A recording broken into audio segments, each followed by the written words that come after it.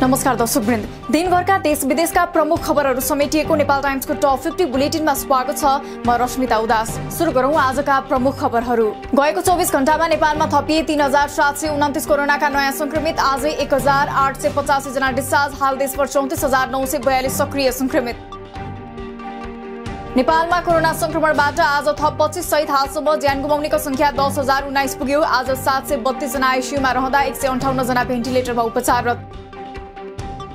काभ्रेमा पछिल्ला केही हप्तादेखि कोरोना संक्रमितको संख्या बढ्न थालेपछि स्थानीय तहका आइसोलेसनलाई पूर्ववत सुविधामा राख्न निर्देशन।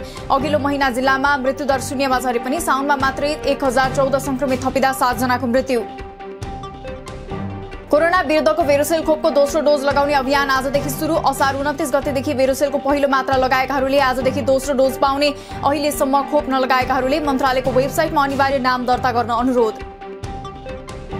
भुटानले दिएको 3 लाख एस्ट्राजेनेका खोप काठमाडौँ आइपुग्यो। जापानबाट 16 लाख खोप पनि आउँदै। भुटानबाट आज आएको खोप कोभिसिल्डको पहिलो मात्रा लगाएकालाई साउन 25 गतेबाट दोस्रो डोजको रूपमा दिइने। प्रदेश 1 र 2 मा अभियान केही ढिलो सुरु हुने।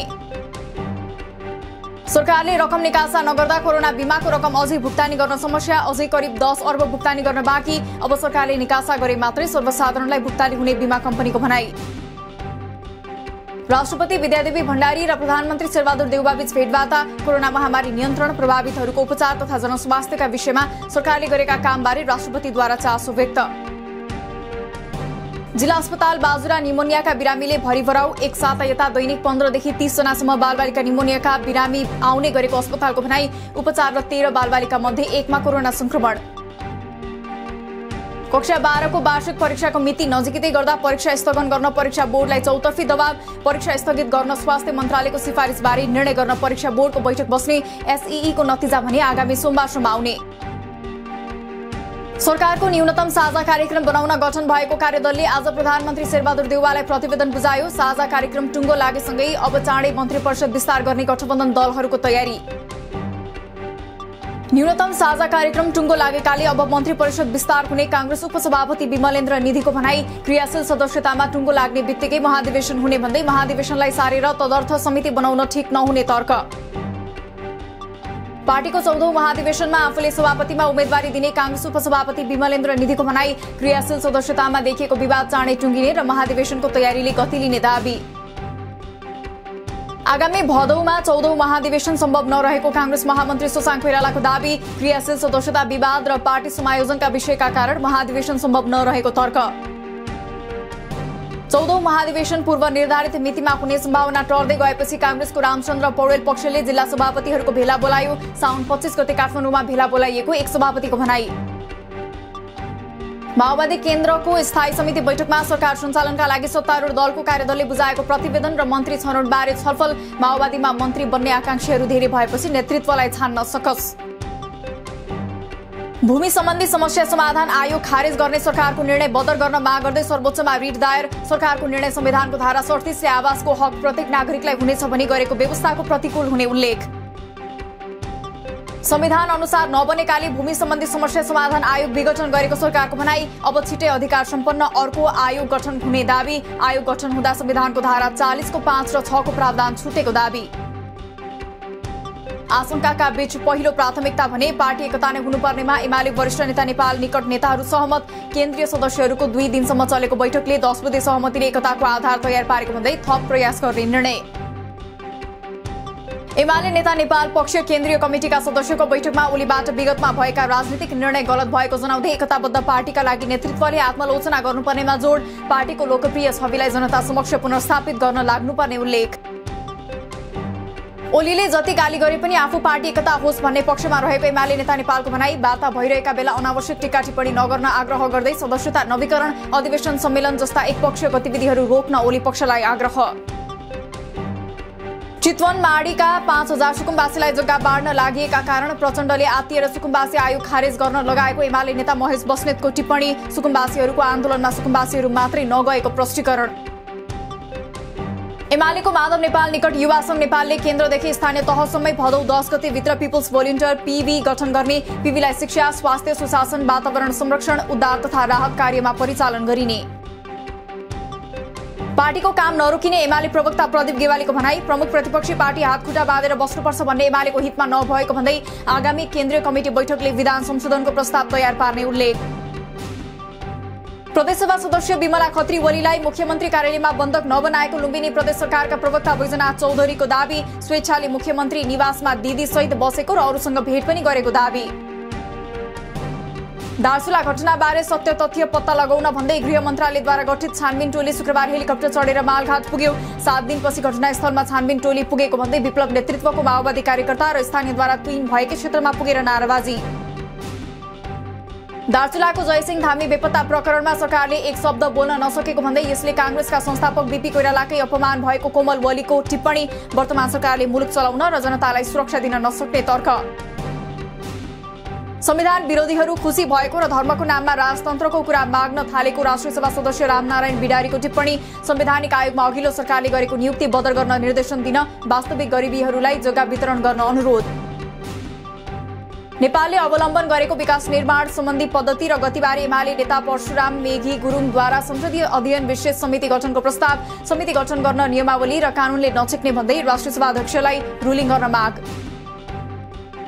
बीपी प्रतिष्ठानमा आर्थिक अनियमिततामा संलग्नमाथि कारबाही गर्ने स्वास्थ्य राज्यमन्त्री उमेश श्रेष्ठको प्रतिबद्धता। जनस्वास्थ्य जस्तो संवेदनशील विषयमा खेलवाड गर्नेहरूमाथि कारबाही गर्न छुट्टै अनुगमन इकाइ बनाउने जिकिर। बीपी प्रतिष्ठानका सबै पदाधिकारीलाई हटाउनुपर्ने भन्ने सम्झौता ठिक नभएको पूर्व स्वास्थ्य मन्त्री गिरिराज मणि पोखरेलको तर्क। उपकुलपतिको सन्दर्भमा उत्पन्न समस्यालाई तत्कालै समाधान गर्न र अरूको बारेमा ठोस अध्ययन गर्न सुझाव। स्वास्थ्य राज्यमन्त्रीबाट उमेश श्रेष्ठलाई हटाउनुपर्ने लगायतका 5 बुँदे माग अघि सार्दै ती माग पूरा नभए आगामी भदौ 3 गतेदेखि सत्याग्रह सुरु गर्ने डाक्टर गोविन्द केसीको चेतावनी। स्वार्थको द्वन्द्व नहुने व्यक्तिलाई तत्काल स्वास्थ्य मन्त्री र राज्यमन्त्री नियुक्त गर्नुपर्ने माग। चीनबाट फर्केका एमबीबीएस अध्ययनरत विद्यार्थीहरूले नेपालमा इन्टर्नशिप गर्न पाउनुपर्ने माग राखेर चिकित्सा शिक्षा आयोगमा आज पनि दिए धरना। इन्टर्नशिप गर्न नपाउँदा भविष्य अनिश्चित बन्ने अवस्था आउँदा पनि सरकारले बेवास्ता गरेको गुनासो।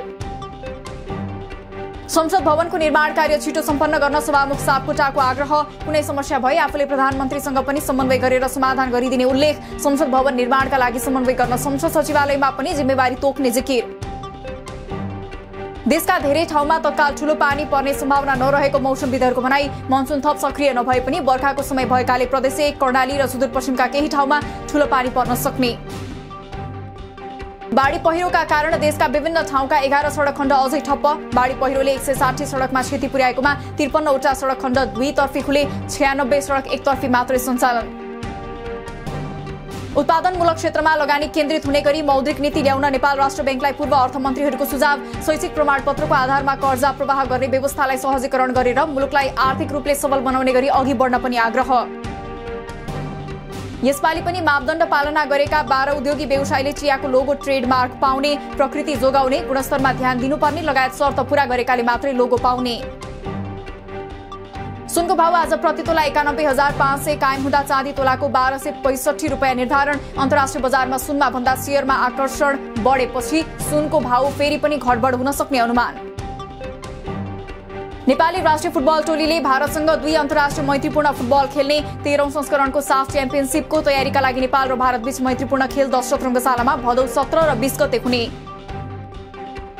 एसियाको मध्य राष्ट्रहरू सम्मिलित सेन्ट्रल जोन भलिबल प्रतियोगिता यसपटक 2 समूहमा हुने। सेन्ट्रल एसिया कप अगस्त 15 देखि 22 सम्म उज्बेकिस्तानमा र नेपाल सहभागी साउथ एसिया कप डिसेम्बरमा आयोजना हुने। जारी टोकियो ओलम्पिकमा हालसम्म 35 स्वर्ण 26 रजत सहित चीन तालिकाको शीर्ष स्थानमा। 31 स्वर्ण 35 रजत सहित अमेरिका दोस्रो स्थानमा रहँदा 24 स्वर्ण 11 रजत सहित आयोजक जापान तेस्रो स्थानमा। बार्सिलोनाका कप्तान लियोनल मेसी अब स्पेनिस फुटबल क्लब बार्सिलोना छाड्दै आर्थिक र संरचनागत अवरोधका कारण मेसी क्लबमा बस्न नसक्ने भएको बार्सिलोनाको स्पष्टोक्ति। अब मेसी पीएससीमा अनुबन्ध हुन सक्ने।